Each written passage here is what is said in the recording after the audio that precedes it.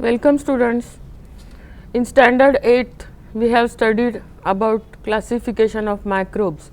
Then in standard 9th we studied classification of plants, and now we are studying next is classification of animals. So let us start with the classification. Before that we will summarize before.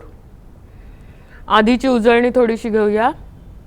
Living organisms याचे आपण त्यांच्या सेलप्रमाणे दोन गट केले होते. प्रोकॅरियोटिक म्हणजे ज्याच्या सेलमध्ये ऑर्गॅनेल्स नाही आहेत, सेल अगदी प्रिमिटिव्ह आहेत, आणि त्याचं किंगडम होतं मोनेरा म्हणजे त्याच्यात बॅक्टेरिया होते. दुसरा त्याच्या विरुद्ध यूकॅरियोटिक म्हणजे ज्याच्यामध्ये सेल ऑर्गॅनेल्स आहेत, त्या सेल ऑर्गॅनेल्सला कव्हर्स आहेत, प्रत्येकाची आवरणं आहेत, ते यूकॅरियोटिक सेल्स. त्याचे पुन्हा युनिसेल्युलर त्याच्यात होतं kingdom protista, amoeba, paramecium, plasmodium वगैरे. आणि मल्टीसेल्युलर त्याच्यात होतं पुन्हा दोन भाग ज्यांच्या सेलला वॉल्स आहेत, सेल वॉल्स, ते ऑटोट्रॉप्स म्हणजे सगळे हिरवे वनस्पती किंगडम प्लांटी, आणि हेटेरोट्रॉप्स म्हणजे ज्यांच्यात क्लोरोफिल नाही आहे ते किंगडम फंगाय. हे सर्व आपण 9वी पर्यंत बघितलं. आता ह्याच्यातलं कोणतं किंगडम उरलं? Animalia. They are without cell walls. Multicellular organisms without cell walls is kingdom animalia that we are going to study this year in details. Let us start. What are benefits of animal classification? प्राण्यांचा अभ्यास करायचा तर ते एकत्र सगळीकडे सरमिसळ असेल त्यांची तर आपल्याला करणं कठीण जातं.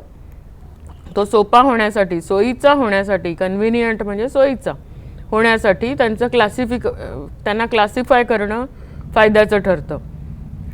एखाद्या ग्रुपमधल्या एक ॲनिमलचा जर तुम्ही अभ्यास केला तर त्याच्या कॅरेक्टरिस्टिक्सवरून इतर पूर्ण ग्रुपचा तुम्ही अभ्यास करायला सोपं जातं, आपल्याला त्याचं समजू शकता. प्राण्यांची इव्हॉल्युशन कशी झाली, animal evolution, how did it happen, त्याची आयडिया आपल्याला क्लासिफिकेशनवरून येते. कशी कशी त्यांच्या शरीरात बदल होत गेलेत. Animals can be easily identified with great accuracy. आजूबाजूला जे प्राणी दिसतात आपल्या त्यांना ओळखणं आणि अचूकपणे ओळखून त्यांचा वर्ग देणं जो असेल तो, हे जास्ती सोपं कधी होणार? जर तुम्हाला क्लासिफिकेशन माहिती असेल तरच. इतर प्राण्यांशी आणि इतर लिव्हिंग ऑर्गॅनिझम्स, मग त्याच्यात ॲनिमल्स आली, मायक्रोब्स आले, इतर सगळ्या प्लांट्स आले, त्यांच्याशी आणि निसर्गाशी कशी रिलेशनशिप आहे हे आपल्याला क्लासिफिकेशन नंतर जास्त चांगलं कळतं. हॅबिटॅट ऑफ ईच ॲनिमल म्हणजे ते कुठे राहतं, अधिवास, तो प्राणी कुठे राहतो आणि त्याचा निसर्गातला एक्झॅक्ट रोल काय, नेचरमधला त्याचा एक्झॅक्ट रोल काय. आता याचं उदाहरण द्यायचं तर वाघ, सिंह हे जर तुम्ही बघितलं, lion, tiger, they are third consumers. That is त्यांना खाणारं कोणीच नाही, सर्वोच्च भक्षक म्हणजे त्यांना कोणीच खाऊ शकत नाही, तेच इतरांना भक्ष्य म्हणून खातात. हा त्याचा रोल झाला. किंवा plants, all green plants are producers, सगळ्यांसाठी ते अन्न उपलब्ध करून देतात, हा त्यांचा रोल झाला. हा जसं आपण आधी बघितलं तसं प्रत्येकाचा रोल समजण्यासाठी क्लासिफिकेशनचा उपयोग होतो.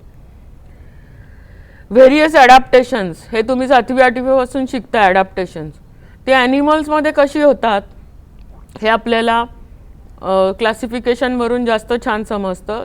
सोपं उदाहरण द्यायचं तर अस्वल, बेअर, हे जंगलातलं अस्वल ब्लॅक कलरचं असतं, त्याच्या अंगावर ब्लॅक कलरचे हेअर असतात. पण तेच जर पोलर बेअर बघितलं, बर्फाळ प्रदेशात किंवा राहणारं, तर ते पूर्णपणे व्हाईट असतं. कशासाठी? It has adapted with the ice, white colour.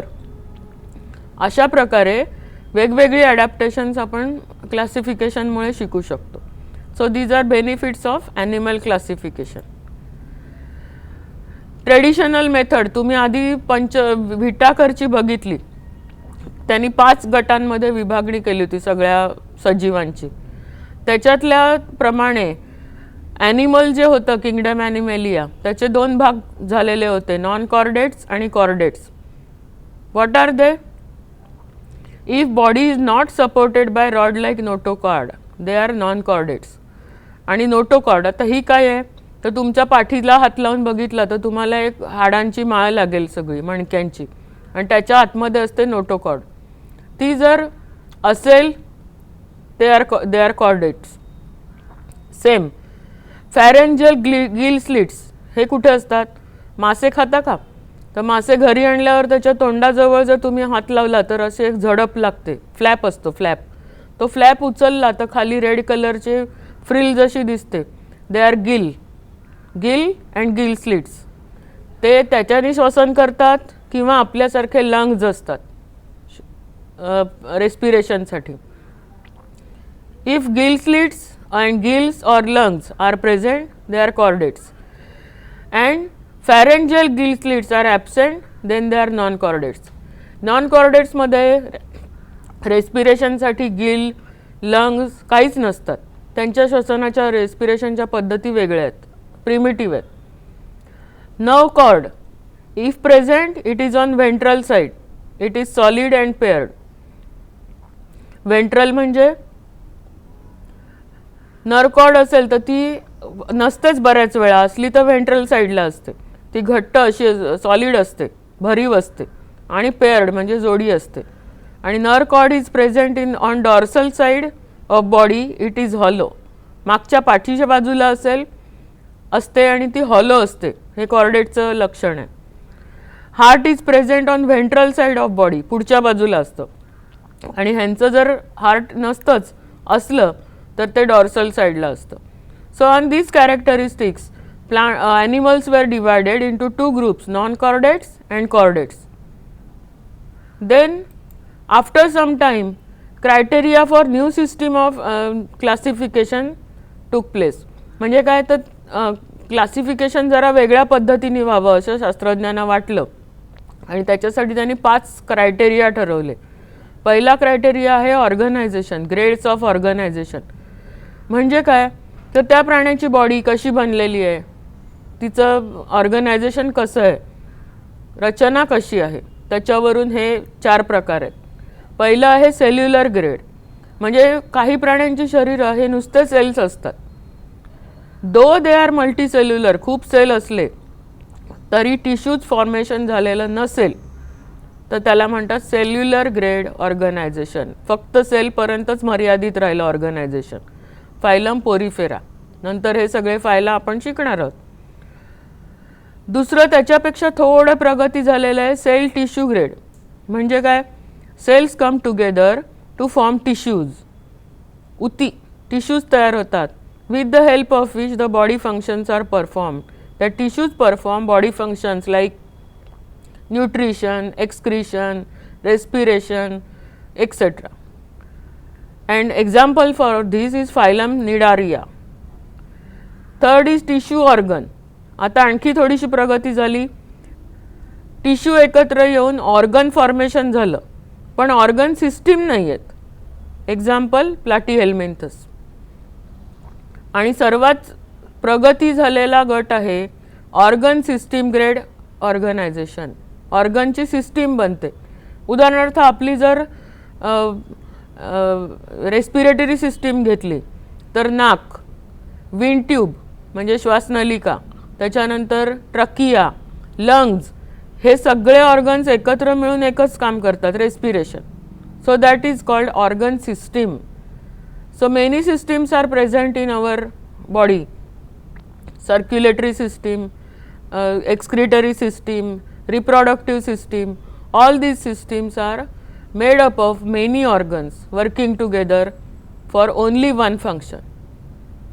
असं असेल कोणामध्ये सापडतं अशा ऑर्गन सिस्टीम तर crab, frog, human etcetera are examples of organ system grade organization. So this was first criteria, grades of organization. Second is body symmetry. This you must have learnt in mathematics. आता आपण विज्ञानातलं गणित बघूया.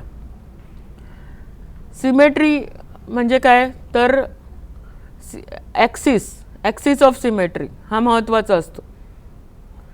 आता इथे एक body दिसते, sponge आहे, sponge.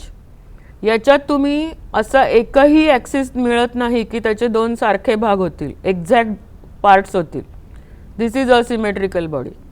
In case of such body there is no any imaginary axis through which we can get to equal halves. म्हणजे दोन समान भाग होतील असा एकही ॲक्सिस नसतो. इमॅजिनरी ॲक्सिस म्हणजे रेष आहे एक, की ती रेष आखल्यानंतर दोन समान भाग झाले तर ती सिमेट्री. आणि एकही ॲक्सिस असा मिळाला नाही तर स्पंज सारख्या बॉडीज की ज्याच्यामध्ये हा स्पंज आहे, एक पण ॲक्सिस नसेल तर असिमेट्रिकल. असे बरेच ॲक्सिस असू शकतील तर ती रेडियल सिमेट्री. रेडियल म्हणजे पूर्ण सर्क्युलर बॉडी असेल किंवा स्टारफिश सारखी असेल की ज्याच्यामध्ये तुम्ही 5 ॲक्सिस आखू शकता की ज्याचे दोन समान भाग होतील. रेडियल आता इथे दिसतंय तुम्हाला सी ॲनिमोन. याच्यात 3 प्लेन्स आहेत, हे एक प्लेन, हे दुसरं प्लेन आणि हे तिसरं प्लेन. अशी असंख्य प्लेन्स आहेत की त्याच्यामुळे दोन इक्वल हाफ होतील. If imaginary cut passes through central axis but any plane of the body, it gives two equal halves. कुठूनही दोन भाग होतील तर ती radial symmetry. Example starfish, sea urchin etcetera. Bilateral symmetry. आता हे शेळीचं चित्र बघा. समजा तुम्ही अशी एक रेष आखली इमॅजिनरी तर तिचा उजवा भाग आणि डावा भाग अगदी एकसारखे होतील. किंवा स्वतःचं शरीर बघा, जर तुम्ही कपाळापासून खालपर्यंत अशी रेष आखली तर तुमच्या शरीराचे उजवा भाग आणि डावा भाग अगदी समान होतात. That is bilateral symmetry.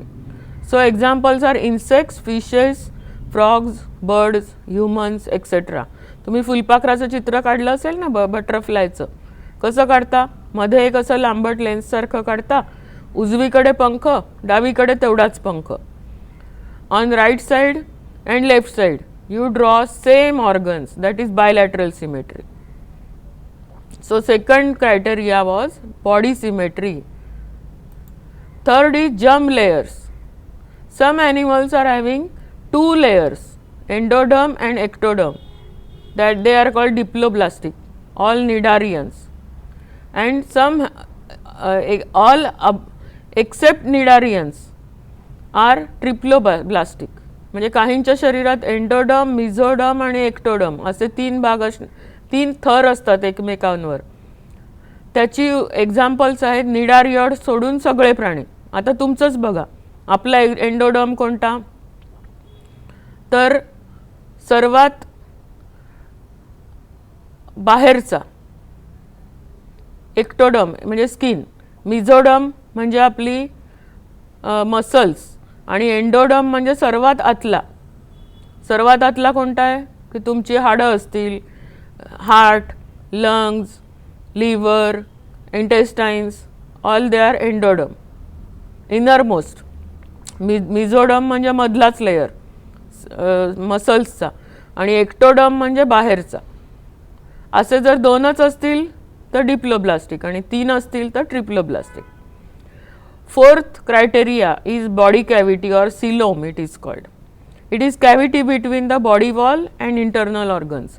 आतले अवयव आणि बाहेरची बॉडी वॉल आपली ह्याच्यामध्ये जी पोकळी असते तिला म्हणतात सिलोम. त्याच्यावरून 3 प्रकार आहेत. Eucoelomates. They are having true body cavity. Example annelida and all phyla coming after annelida. Annelida म्हणजे गांडुळांचा संघ. त्याच्यानंतरचे सगळे प्राणी त्यांच्या शरीरात ट्रू बॉडी कॅव्हिटी असते. Acoelomates body cavity is totally absent. For example porifera, cnidaria, platyhelminthes. हे जे पहिले 3 संघ आहेत ते त्याप्रमाणे तुलनेत अप्रगत आहेत. त्यांच्या शरीरात सिलोमच नाही, कॅव्हिटीच नाही. Some are pseudocoelomate. सुडो म्हणजे खोटी, आभासी. They have body cavity but it is not formed by the above two ways. So it is pseudo. Animals from Asca helminthus म्हणजे आपल्या पोटातले जंत, worms, they are pseudocoelomates. And fifth criteria is body segmentation. If the body of animal is divided into small similar units, for example earthworm, then all the others like Nereis, leech, etc., they are segmented. Then arthropods, cockroach, mosquito, they are segmented. So body segmentation is fifth criteria. On these 5 criteria, animal kingdom is classified. We will go to the first subkingdom, non-chordates. They are primitive animals. First phylum is Porifera. What does the name indicate? Pores.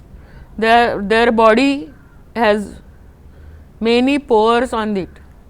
These animals are with simplest body plan and are called as sponges. सगळ्या प्रकारचे sponge म्हणजे तुम्ही पाटी पुसायला जो sponge वापरता तो, किंवा bath sponge आंघोळीसाठी स्पंजिंग करतात ना हॉस्पिटलमध्ये वगैरे तो स्पंज, किंवा सीट आपल्या फर्निचरमध्ये गादीमध्ये उशीमध्ये जो असतो तो स्पंज, तो सुधारित असतो पण त्याचा मूळ असतो प्राणी हा sponges. This is sycon sponge. They bear numerous pores on body. Those pores are called as ostia. These are ostia on body. And oscula is, or osculum, it is on upper part. What are their functions? We are going to see afterwards. Water enters the body through ostia, then and comes out from osculum. All are aquatic animals. Most of them are marine. समुद्रात राहतात. Few are fresh water, काही गोड्या पाण्यातले. Most of the animals have asymmetrical body. असा एकही axis नाही की ह्यांचे 2 समान भाग होऊ शकतील. Have special type of cells call collar cells. नाव we will see functions of this ostia, oscula and collar cells. Water enters the sponges through ostia. Then food and small animals is their food. It is absorb. Collar cell हे वल्ह्यासारखं काम करतात, पाण्याला ढकलतात. Collar सेलचे आहेत, काय करतात, आतमध्ये आलेलं पाणी ढकलतात. ते पाणी इथून जात असताना त्याच्यातलं अन्न, छोटे प्राणी हे खाल्ले जातात आणि ऑस्क्युलममधून पाणी बाहेर पडतं. It is the functions of these 3. They are always attach to substratum. आधाराला कायमचे चिकटलेले असतात. लोकोमोशन होत नाही. So they are called sedimentary animals. Sedentary animals. Sedentary म्हणजे एका ठिकाणी राहतात, ते जात नाहीत, जागा सोडून जाऊ शकत नाहीत. Their spongy body is supported by spicules or spongin fibres. त्यांच्या शरीरात हाडं नसल्यामुळे जी स्पंजसारखी पोरस बॉडी आहे तिला सपोर्ट म्हणून स्पिक्युल्स और स्पॉन्जिन फायबर्स हे शरीरात तयार होतात. They are made up of calcium carbonate or silica. Both are hard material. Silica म्हणजे वाळू, वाळूसारखं हार्ड मटेरियल किंवा कॅल्शियम कार्बोनेट याच्यापासून त्यांचे स्पिक्युल्स बनलेले असतात. These animals feed upon small organisms. पाण्यातले जे छोटे छोटे अजून छोटे ऑर्गॅनिझम्स आहेत ते त्याच्यावर ते जगतात. Water is taken through ostia, given out through oscula. These animals reproduce by budding. Budding म्हणजे तुम्ही तिसऱ्या लेसनमध्ये बघितलं की एक बल्ज येतो शरीरावर हायड्राच्या, मग त्या किंवा त्याच्यापासून त्याला सुद्धा टेंटॅकल्स येतात आणि मग ते वेगळा होतो hydra. Same happens with this also, sponges also. This is asexual method or they can reproduce by sexual method also. Good ability of regeneration. जर ह्यांच्या शरीराचा एखादा तुकडा पडला तर तुकड्यापासून पुन्हा पूर्ण स्पंज तयार होऊ शकतो. Examples scypha, hyalonema, spongilla and other, sycon sponge etcetera etcetera. हे सगळे तुम्ही बघितले तर समुद्राच्या खाली असतात, तळाशी चिकटून बसलेले असतात, त्यांना हालचाल करता येत नाही. त्यामुळे हे खरे आपण कधी बघत नाही, आपण समुद्राच्या तळाला जात नाही. त्याच्यामुळे हे समुद्राच्या तळाशी राहणारे सेडेंटरी ॲनिमल्स आहेत. Then second phylum is coelenterata or cnidaria. They are of two types. Body of these animals is cylindrical like hydra or umbrella like. Then it is called medusa. This is jellyfish, and if it is cylindrical it is called polyp, and if it is umbrella like it is called medusa. Most are marine. समुद्राच्या पाण्यातच, खाऱ्या पाण्यात राहतात. Only some are fresh water dwellers, म्हणजे गोड्या पाण्यात राहणारे थोडेसे आहेत. Body is radially symmetrical and diploblastic. दोनच थर आहेत. मिझोडम नाही आहे, मिझो नाही आहे, बाकीचे दोन एक्टोडम आणि एंडोडम आहेत. Cnidoblast bearing tentacles are present around the mouth. आता ह्याचं वैशिष्ट्य बघा. निडोब्लास्ट नावाचे सेल्स असतात टेंटॅकल्समध्ये ह्यांच्या. त्याची दोन कामं आहेत. Tentacles are useful for capturing the prey, whereas nidoblast inject toxin in the body of prey.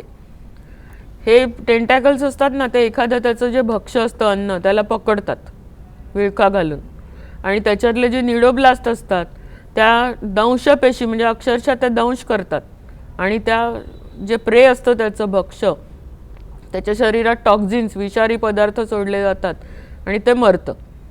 And second, they are useful for protection also.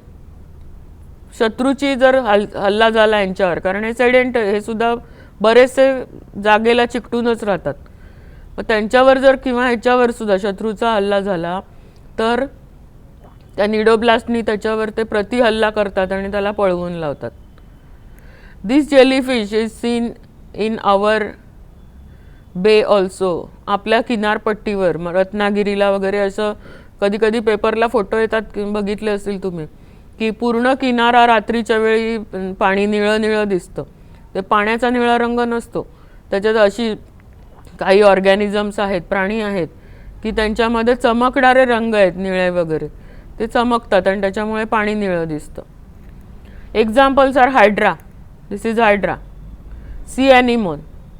फायझेलिया म्हणजे पोर्तुगीज मॅन ऑफ वॉर असं नाव आहे त्याचं, आणि ऑरेलिया म्हणजे जेलीफिश.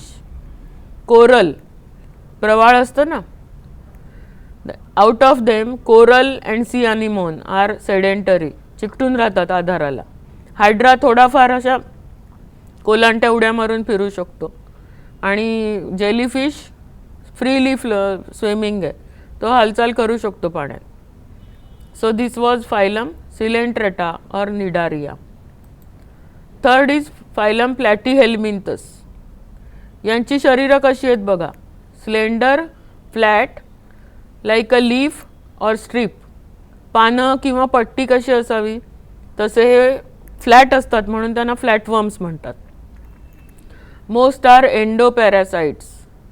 पॅरासाइट्स म्हणजे दुसऱ्यांच्या शरीरात राहणारे. एंडोपॅरासाइट म्हणजे शरीराच्या आतमध्ये राहणारे.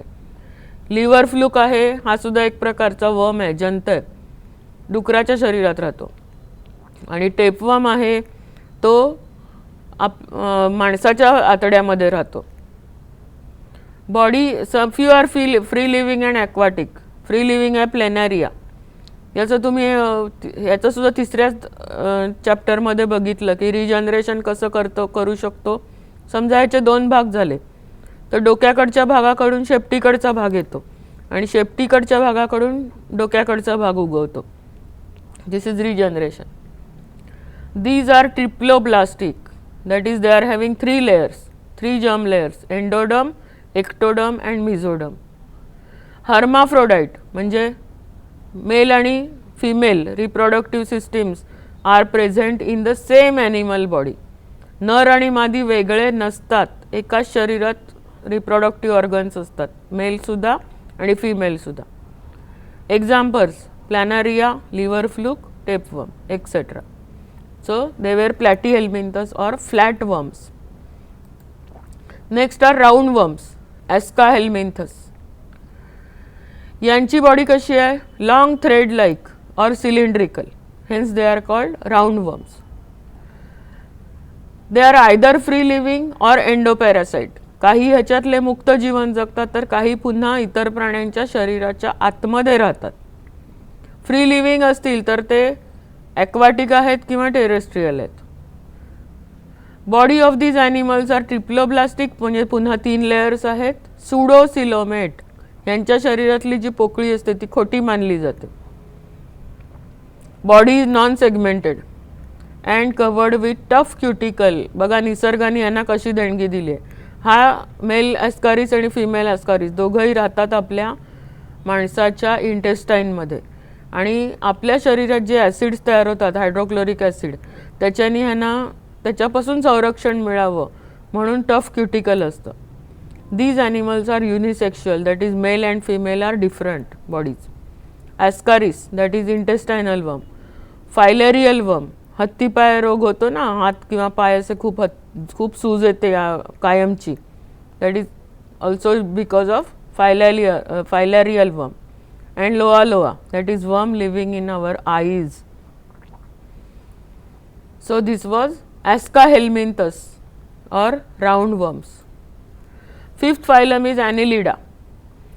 ह्याच्यात कोण कोण आले? अर्थवर्म, नेरीज त्याच्यासारखाच, फक्त हे जास्त असतात त्याला, पॅरापोडिया. आणि माउथ ॲनस असं असलेलं लीच, जळू, असे प्राणी ज्या संघात आहेत त्याचं नाव phylum ॲनिलिडा.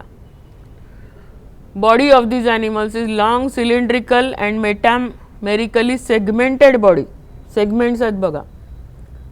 Most are free living, few are ectoparasites. हे आता अर्थवर्म आणि नेरीज फ्री राहतात मातीमध्ये, पण लीच आहे ती त्याचं जे माउथ आहे ते सकर असतात, त्याला सकर शोषून घेणारे, आणि त्याच्यामुळे ती दुसऱ्या प्राण्यांच्या रक्तावर जगते, चिकटते आणि रक्त शोषून घेते. This is ectoparasite. Free living animals may be marine or fresh water, समुद्राच्या पाण्यात किंवा गोड्या पाण्यात, और टेरेस्ट्रियल, जमिनीवर पण राहतात गांडुळासारखे, अर्थवर्मसारखे. दीज ॲनिमल्स आर ट्रिप्लोब्लास्टिक, पुन्हा 3 लेयर्स. बायलॅटरली सिमेट्रिकल, एक रेष काढली तर ह्याचे 2 समान भाग होणार. And eucoelomate, so their body is having true coelom. They have setae or parapodia. ह्याला अगदी राठ अशी बारीक केस असतात, हात लावलं तरच कळेल. दे are setae or bigger are called parapodia. They are for locomotion. Sucker, इकडे ह्याच्या तोंडाकडे सकर असतो. It also uses it for locomotion. Body is covered with special cuticle. ह्यांच्या शरीरावर क्युटिकलचं एक लेअर असतो. ॲनिमल्स आर हर्माफ्रोडाईट और युनिसेक्शुअल, कसेही असतात. हर्माफ्रोडाईटचा अर्थ पुन्हा मेल आणि फिमेल. इथं जे क्लायटेलियम आहे ना, अर्थवर्मचा क्लायटेलियम नावाचा मोठा सेगमेंट असतो, त्याच्यातच मेल आणि फिमेल रिप्रोडक्टिव्ह सिस्टीम्स असतात, आणि त्यांच्या संयोगाने अंडी बनतात आणि पुन्हा अंड्यातून अर्थवर्म येतात. Examples we have seen. 6th is phylum arthropoda, highest number of animals on planet Earth. Hence it is the largest phylum with highly successful animals in animal kingdom. Adaptationची फार मोठी कॅपॅसिटी आहे यांच्याकडे, त्यामुळे ते सगळीकडे आढळतात. All types of habitats ranging from deepest oceans to highest mountains. समुद्रात खोलवर ते डोंगराच्या शिखरावर, सगळीकडे, जमिनीवर, पाण्यामध्ये, जंगलामध्ये, बर्फामध्ये, गवताळ प्रदेशात सगळीकडे आढळतात. दे are having highest capacity of adaptation, so they are having highest number of animals. आता हे नाव कुठून आलं? आर्थ्रोपोडा, जॉईंटेड ॲपेंडेजेस. ॲपेंडेजेस म्हणजे पाय, पोडा म्हणजे सुद्धा पाय, legs. These animals are jointed appendages, hence they are called arthropods. Body triploblastic, 3 थरवाली. युसिलोमेट म्हणजे बॉडी कॅव्हिटी ट्रू आहे. बायलॅटरली सिमेट्रिकल, आपण बटरफ्लायचं आधीच उदाहरण बघितलं. and segmented. They are also segmented. Exoskeleton म्हणजे शरीराच्या बाह्य आवरण. आपलं एक्झोस्केलेटन काय? हेअर. स्किनच्या वरचं आवरण आपल्याकडे हेअर. तर ह्यांच्या शरीरावर कायटिन नावाचं एक पदार्थाचं आवरण असतं. That is chitinous exoskeleton.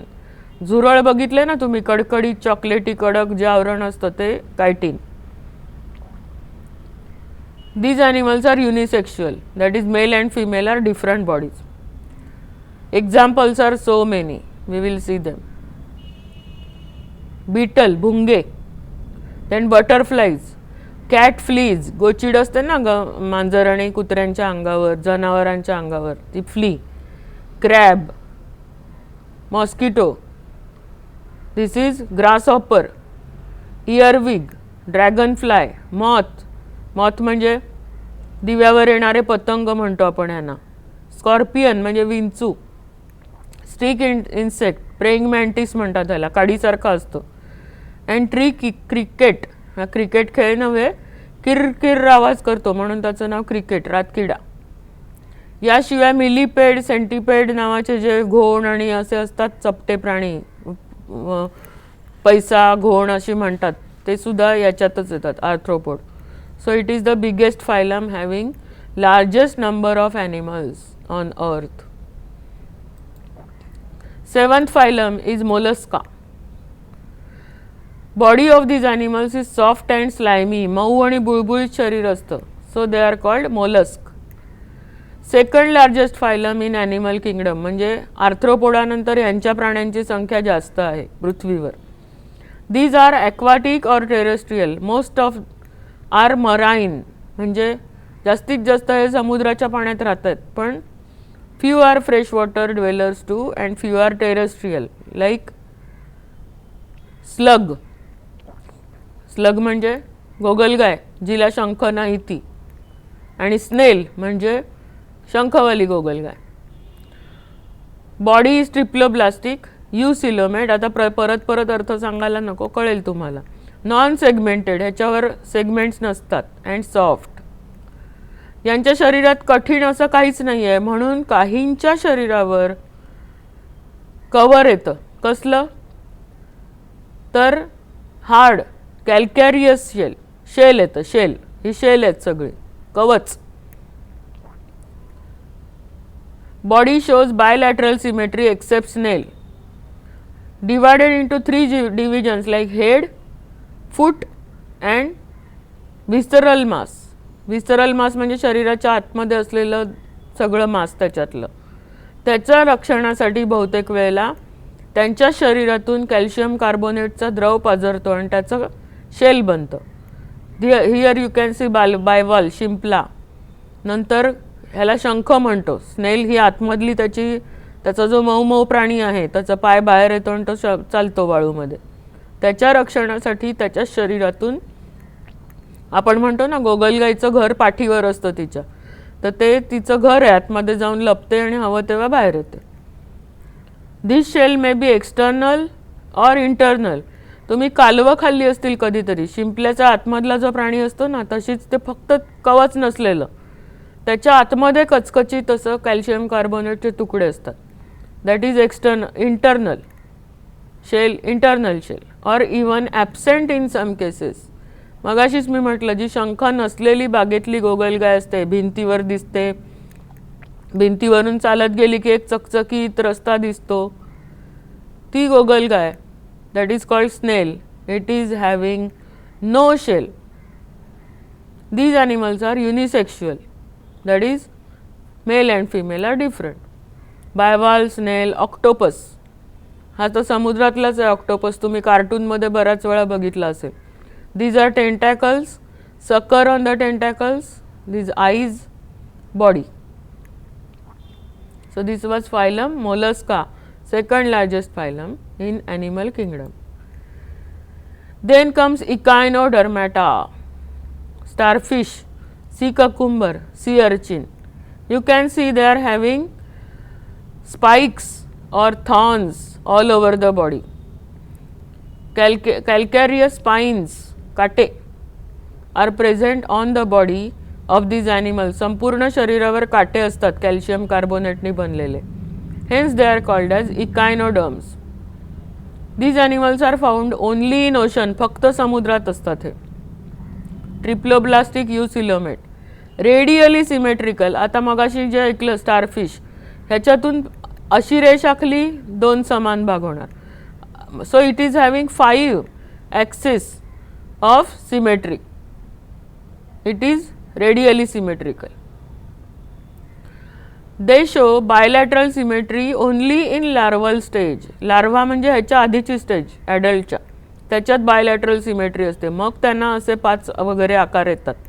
हे स्टारफिश आहे. तसंच बीटल स्टार पण तसाच 5 वाला असतो. नंतर सी अर्चिन, सी ककुंबर, दिसायला काकडीसारखी दिसते पण तो प्राणी आहे. They perform locomotion with the help of tube feet. आता ह्याच्यात कुठेच दिसत नाही आहेत, खालच्या बाजूनी ह्याला छोट्या छोट्या छोट्या खूप असंख्य ट्यूब्स असतात. त्याचा उपयोग 2 वेळा होतो. Useful for capturing the prey also and for locomotion.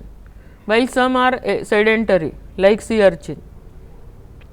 Sea urchin सारखे यांच्यातले काही प्राणी कायमचे चिकटून राहतात आधाराला, तर ते काही असतात ते ट्यूब फीट माती वाळूमध्ये रोवतात आणि हळूहळू पुढे सरकतात आणि त्या ट्यूब फीटचाच उपयोग त्यांना भक्ष्य पकडायला होतो.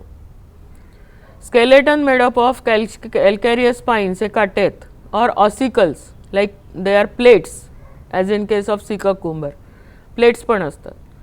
These animals have good ability of regeneration. पुन्हा रिजनरेशन आलं, ह्याचा जर तुकडा तुटला तर पुन्हा तो भाग, तुटलेला भाग पूर्ण तयार होतो, किंवा तुटलेल्या भागापासून पुन्हा नवीन प्राणीसुद्धा तयार होऊ शकतो. These animals are mostly unisexual, that is male and female are different. So this was phylum Echinodermata. Then 9th phylum is important in the view of evolution. Evolution शिकताना आपण एक कनेक्टिंग लिंक नावाचं एक शिकलो होतो की जर एखाद्या प्राण्याचे किंवा वनस्पतीचे कॅरेक्टरिस्टिक्स 2 गटांशी सिमिलर असतील, then they are called connecting links. So these animals are also connecting links, especially Balanoglossus is considered as connecting link between non-chordates and chordates. आधीचे 8 संघ आणि पुढचे chordates यांना जोडणारा दुवा कनेक्टिंग लिंक ह्या Balanoglossusला म्हणलं जातं. का बरं? Its name is Hemichordata, divided into 3 parts as proboscis, collar and body region. Notochord is or body region or trunk. This is trunk. Notochord is present in proboscis region. फक्त एवढ्यातच त्याची notochord असते. So it is showing character like chordates.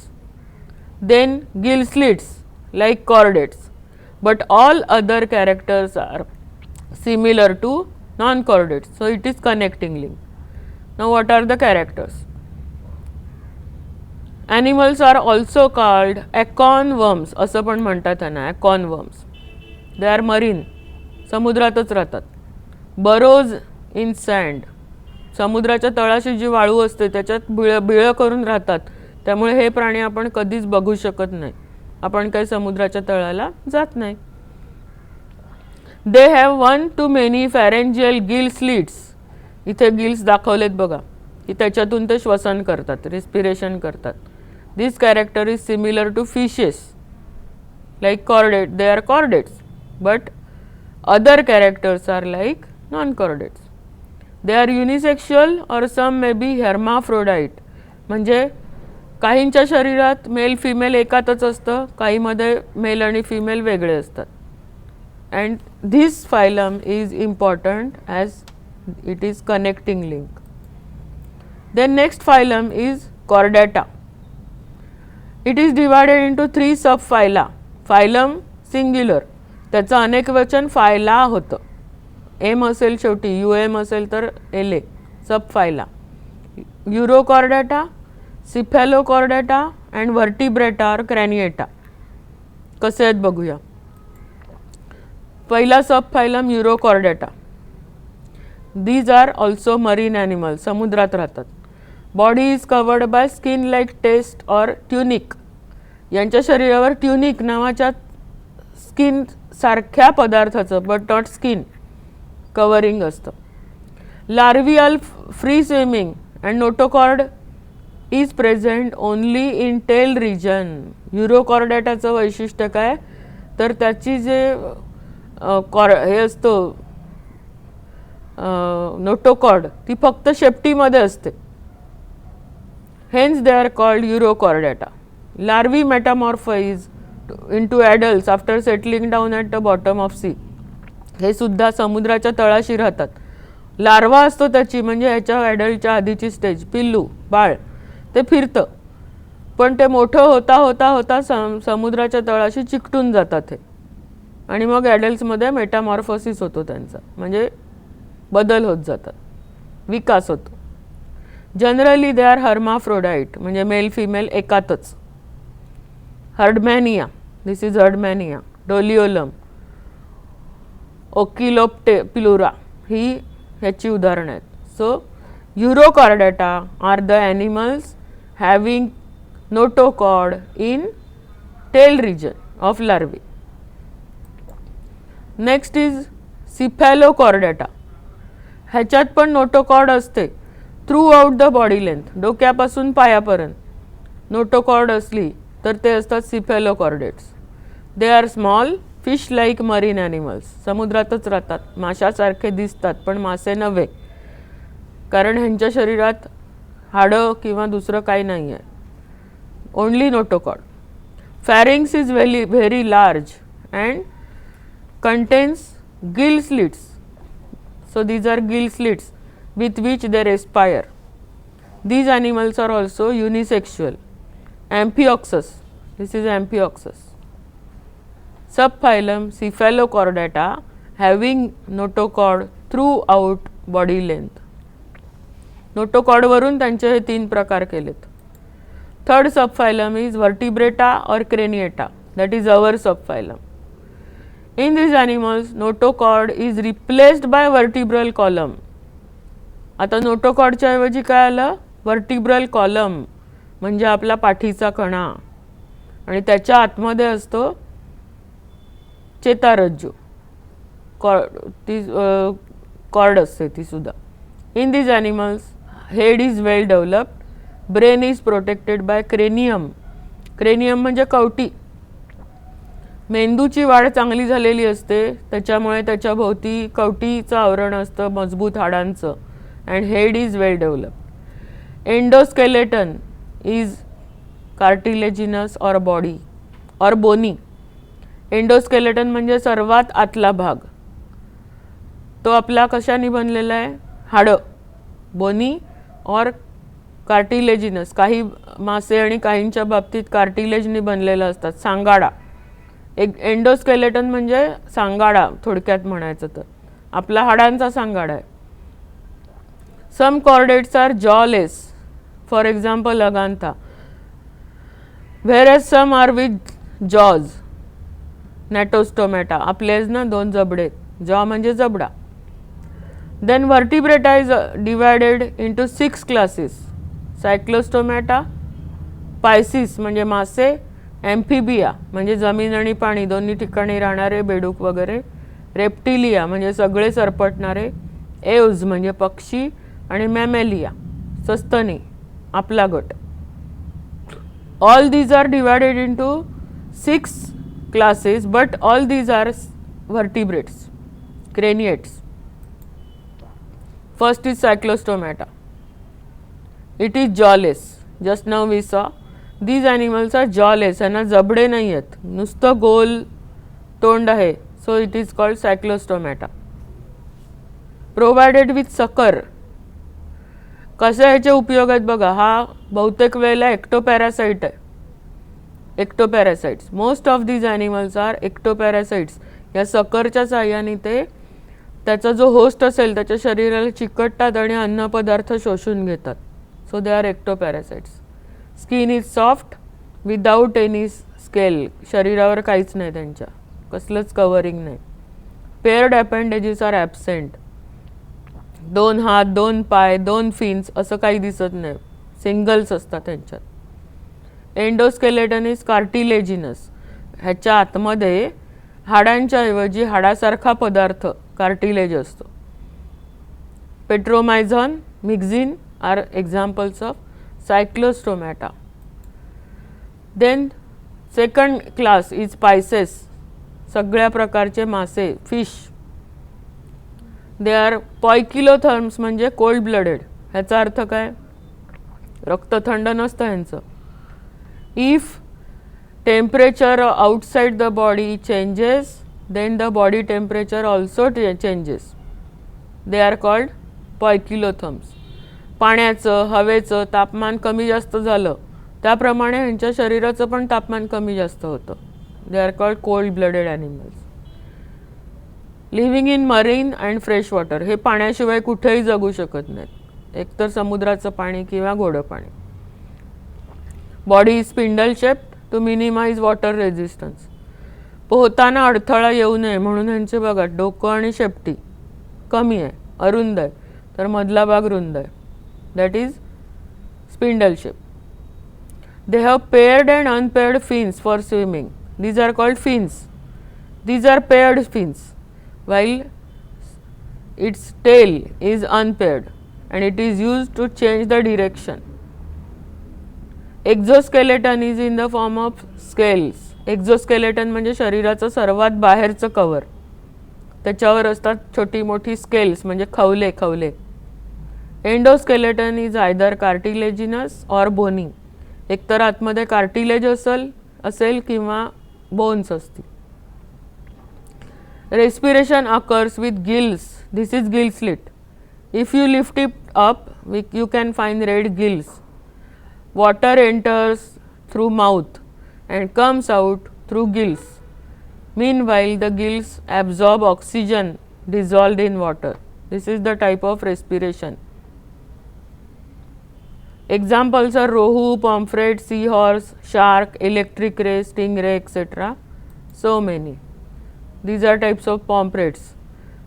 Ray fishes, then shark, butterfly ray, etc. etc. Gigantic ray. These are many examples of fishes or pisces. Then third class is amphibia. बघा आधीचे जे सगळे non chordates होते आणि कॉर्डेटचे आपण बघितले ते सगळे पाण्यातले होते, पाण्याच्या बाहेर जगू शकत नव्हते.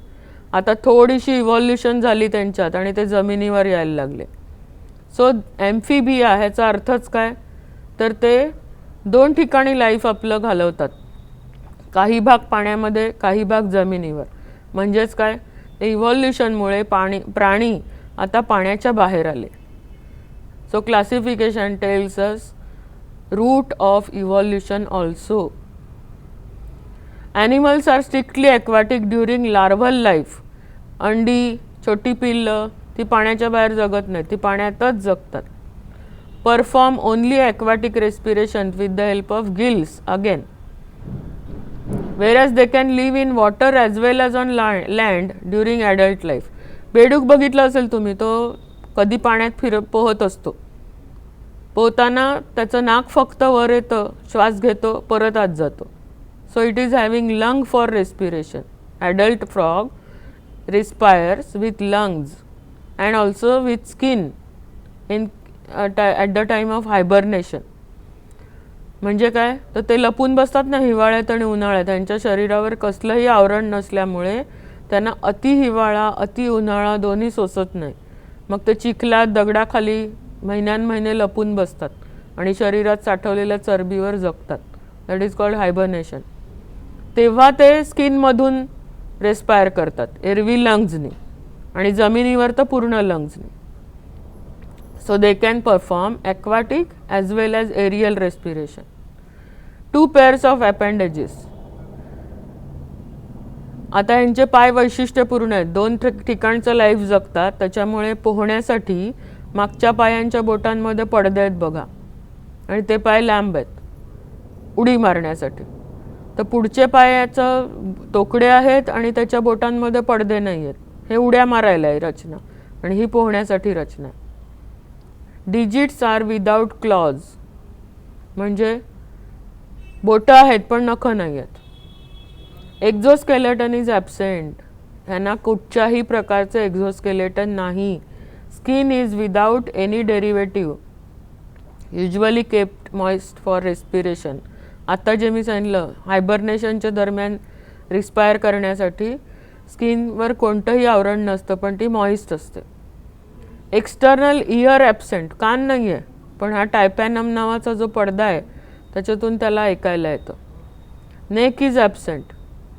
Eyes are prominent with eyelids, बटबटीत मोठे डोळे असतात. This is frog and if it is having different color with rough skin it is toad. Frog, toad, salamander are amphibians. So this was third class, amphibia. Then fourth is reptilia. All these are reptiles. याची पण संख्या खूप मोठी आहे. ह्याच्यात वेगवेगळी कासवं. Tortoise means it lives on land and turtle lives in water. थोडाफार ह्यांच्या शरीरात बदल आहे. हे जे पाण्यात राहतं त्याच्या बोटांमध्ये पडद्यासारखा भाग आहे त्याला पोहता यावं म्हणून. तर जमिनीवर राहणारं जे कासव आहे त्याच्या बोटांना म्हणजे साधी बोटं आहेत पायांना. स्नेक, तुम्ही पहिल्या धड्यात शिकलात की ही सापसरडी होती, तिला जमिनीत बिळं खणताना तोंडाचा उपयोग जास्त, पायाचा कमी. मग आळशीपणामुळे कमी कमी होऊन ते पाय नष्ट झाले आणि त्याच्यातूनच सापांच्या विविध जाती जन्माला आल्या असं मानलं जातं. So both are reptiles. Then all these are lizards, crocodile, मगर, सुसरी, झाडावरचे सरडे बागेतले, नंतर गेको नावाचा सरडा, रंग बदलणारा शॅमेलियन सरडा, घरातली पाल, wall lizard are all lizards. Then साप, ही स्किंक म्हणजे सापसरडी, ही सुद्धा लिझार्डचाच प्रकार आहे. पुन्हा इथे इव्हॉल्युशन बघा. These are first true terrestrial animals with creeping movement. आता ह्याच्यातल्या मगर, सुसरी जरी पाण्यात आणि जमिनीवर दोन्ही राहतात ठिकाणी तरी ते रेप्टाईल्स आहेत. Because they are having scales, dry scales, dry rough skin scales. So they are not amphibians, they are crocodiles, they are reptilia. These are also cold blooded, म्हणजे बाहेरचं तापमान बदललं की यांच्या शरीराचं पण बदलतं. They creep on land as their body cannot be lifted up. शरीराच्या मानाने त्यांचे पाय खूप छोटे असतात. कासव असेल, मगर असेल, सरडा असेल, त्यामुळे पाय असून त्यांना चालता येत नाही, ते सरपटतात. They creep on lands. Skin is dry and scaly. Neck present between head and trunk. Neck असते प्रत्येकाला. External ear is absent. कान नाही आहे त्यांना. Digits are provided with claws. नखं असतात बोटांना. Example: tortoise, lizard, snake, etc. Big group. Fourth class, fifth class is aves. These are completely adapted for aerial life. पूर्णपणे हवेतलं आयुष्य जगतात हे. फक्त त्यांची हॅबिटॅट्स झाडांवर किंवा कुठेतरी असतात, पण जास्त आयुष्य त्यांचं हवेत उडण्यात जातं. So their body is adapted for flying. How? Spindle shape body to minimise air resistance during flight. अजून खूप बदल झालेत. अंगावर पिसं आहेत, हाडं पोकळ आहेत, त्यामुळे त्यांची शरीरं हलकी असतात, उडायला सोपं जातं त्यांना. These are warm blooded. बाहेरचं तापमान बदललं तरी यांच्या शरीराच्या तापमानात बदल होत नाही. They can maintain their body temperature constant. Four limbs are modified to wings. सर्वात महत्त्वाचं, पक्षाला आपण दोनच पाय बघतो, पण त्याचे पंख आहेत ते त्याचे पुढचे दोन पाय आहेत. Four limbs are modified into wings digits are covered with scales and bare clause.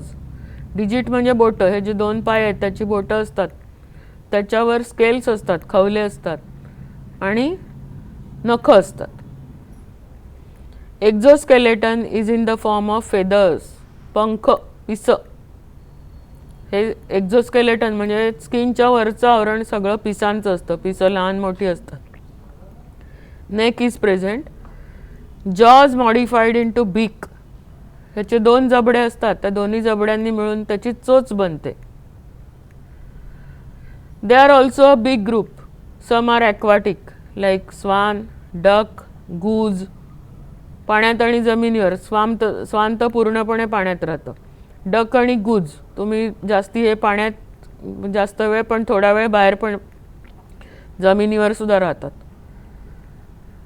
नंतर काही प्राणी असे आहेत की त्यांना पंख आहेत पण ते शरीराच्या मानाने पंख छोटे असतात, त्यामुळे ते पक्षी असून त्यांना खूप अंतर उडता येत नाही. Example ostrich, peacock. They cannot fly though they are birds. We have seen this in first chapter also. Examples so many. Crow, parrot, flamingo. हा दिसतोय बगळा पण हा सर्वात जास्त लांब अंतर उडून येऊ शकतो. आऊल, डव म्हणजे कबूतर etcetera. Last is class mammalia, our class. नावातूनच काय कळतं? Presence of mammary glands in typical character of mammalia. आधीच्या क्लासपर्यंतचे सगळे प्राणी ते एग लेईंग होते, अंडी घालतात आणि त्याच्यातून पिल्लं जन्माला येतात. फक्त हा एक क्लास असा आहे मॅमेलिया की त्याची जी फिमेल असते तिच्या शरीरातच फिटस म्हणजे त्याच्या ऑफस्प्रिंगची, बाळाची वाढ होते आणि ती पूर्ण वाढ झालेल्या बाळाला जन्म देते. शिवाय मॅमरी ग्लँड्समधून जे दूध असतं त्याच्यावरती पिल्लं वाढतात सगळी. मग त्याच्यात कांगारू आलं, हत्ती, नंतर झेब्रा, माणूस, कोल्हा, सगळे, हरण. These are warm blooded. Body is divided into head, neck, trunk and tail. 4 भाग आहेत. आता बघा, head, neck, trunk, tail. Digits are provided with nails, claws or hooves. नखं असतात, क्लॉज असतात किंवा हूज म्हणजे टापा. घोड्याला आणि हरणाला वगैरे टापा असतात ना, हे बघा झेब्र्याला मोठी आणि मजबूत नखं असं म्हणता येईल. नखासारखंच पण खूप मोठे असतात ते टापा. Exoskeleton is in the form of hair और फर. शरीरावर एकतर केस असतात किंवा मेंढी आणि अस्वल वगैरे किंवा काही प्राण्यांच्या शरीरावर फर असते, आणखी मऊ. Elephants, examples are so many. Elephant, human, kangaroo, dolphin, bat. यांच्या बाबतीत पण 3ही प्रकारचे आहेत त्यांचे हॅबिटॅट. याला आपण देवमासा किंवा इंग्लिश नाव बरोबर आहे व्हेल, मराठीत म्हणतात देवमासा, पण हा मासा नाही आहे जरी पाण्यात राहत असला तरी. तुम्ही देवमाशाचं कार्टून किंवा कधी डिस्कवरीवर पाहिलं असेल तर मोठा पाण्याचा फवारा उडवतो तो काय आपल्याला बघण्यासाठी नसतो, कारंजं नाही आहे ते, त्याला आहे लंग. तो काही वेळाने पाण्याच्या वर येतो, नाक वर येतं त्याचं, सगळी हवा आत घेतो, खाली जातो. त्या हवेमधला ऑक्सिजन शोषून घेतला की परत वर येतो आणि जो उच्छ्वास सोडतो त्याच्याबरोबर समुद्राचं पाणी उडतं, पण त्याचं तो प्रचंड असल्यामुळे तो एवढा मोठा फवारा दिसतो. So this is aquatic mammalian. हा एकटाच नाही आहे. Dolphin, whale, seal, walrus, they live in water. They look like fishes but they are not fishes, they are mammalians.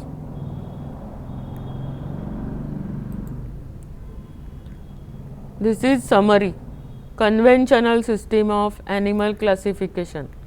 Animalia, kingdom Animalia is divided into 2 subkingdoms, non-chordates, chordates. These are 10 phyla. We have studied 9 just now, and protozoa was previously included in phylum in non-chordates. म्हणजे काय, तर प्रोटोझुआला आपण आता protista म्हणतो, amoeba, paramecium, plasmodium, युग्लिना वगैरे. त्यांना पूर्वी ॲनिमलमध्ये टाकले होते आणि त्यांचा एक फायलम होता प्रोटोझुआ, पण आता तो प्रोटिस्टा म्हणून नवीन केला आहे. तर हे 9 नॉन कॉर्डेट्सचे फायलम. कॉर्डेट्समध्ये कॉर्डेटा, त्याचे 3 सब फायलम्स, युरोकॉर्डेटा, सिफेलोकॉर्डेटा, व्हर्टिब्रेटा. आणि व्हर्टिब्रेटाचे पुन्हा 6 classes, cyclostomata, pisces, amphibia, reptilia, aves and mammalia. This is summary of animal classification. आता हे नीट विचार करून विचार करा ह्याच्यावर की मगर, सुसरी पाण्यात सुद्धा राहतात आणि जमिनीवर पण येतात. मग ते एम्फिबिया म्हणायचे त्यांना का रेप्टाईल म्हणायचे? जरी ते दोन्हीकडे राहत असले तरी ते एम्फिबियन्स का नाहीत? त्यांची स्किन गुळगुळीत आणि बुळबुळीत आहे का? नाही. त्याच्यावर आहे dry rough scales, so they are reptiles. त्यांना एम्फिबियन सारखे उड्या मारून जातात का ते? नाही, त्यांना सरपटावं लागतं, so they are reptiles. Animals like whale, walrus, seal, then dolphin live in water, but so they are pisces or mammalia. आत्ताच आपण ऐकलं की जरी ते पाण्यात असले तरी मासे नाहीत, कारण त्यांची लक्षणं काय आहेत? त्यांना श्वसनासाठी लंग्ज आहेत, ते पिल्लांना जन्म देतात, अंडी घालत नाहीत माशांसारखी, सो दे आर मॅमेलियन्स. आता हा अभ्यास का केला आपण? तर आजूबाजूला खूप प्राणी दिसतात, घरामध्ये, घराच्या बाहेर, रस्त्यावर, बागेमध्ये, सगळ्या ठिकाणी प्राणी दिसतात. आकाशात पक्षी दिसतात, झाडांवर दिसतात, किडे, अळ्या दिसतात. We should be cautious not causing any harm to animals during their studies and observation. त्यांचं ऑब्झर्वेशन करा, चित्र काढा, फोटो काढा, त्यांची कॅरेक्टर्स लिहून ठेवा, पण त्यांना कुठच्याही प्रकारचं हार्म पोचवायचं नाही. Why? Because they also belong to nature. निसर्गाने सगळ्यांना सारखं दिलेलं आहे, त्याच्यावर फक्त माणसाचा हक्क नाही. आपल्या एवढाच हक्क प्राण्यांचा सुद्धा आहे. म्हणून आपल्या स्वार्थासाठी त्यांना मारायचं नाही, त्यांना कुठचीही हार्म पोचवायची नाही. फक्त निरीक्षणाने त्यांचा आनंद घ्यायचा, अभ्यास करायचा, आणि ह्याच्यापुढे कुठचाही प्राणी दिसला तर त्याच्या कॅरेक्टरिस्टिक्सवरून त्याचं क्लासिफिकेशन तुम्हाला करता आलं पाहिजे की हा कुठच्या फायलमचा आहे, कुठच्या क्लासचा आहे. हा जर एक असा आहे तर त्याच्या इतर क्लासमेट्स कोणते आहेत, म्हणजे ह्याच क्लासमधले अजून प्राणी कोणते आहेत, किंवा ह्याच फायलममध्ये अजून कोणकोणत्या प्राण्यांचा समावेश होतो, हे सगळं आपल्याला बघूनच समजलं पाहिजे. ह्याच्यासाठी ॲनिमल क्लासिफिकेशनचा अभ्यास केला आहे.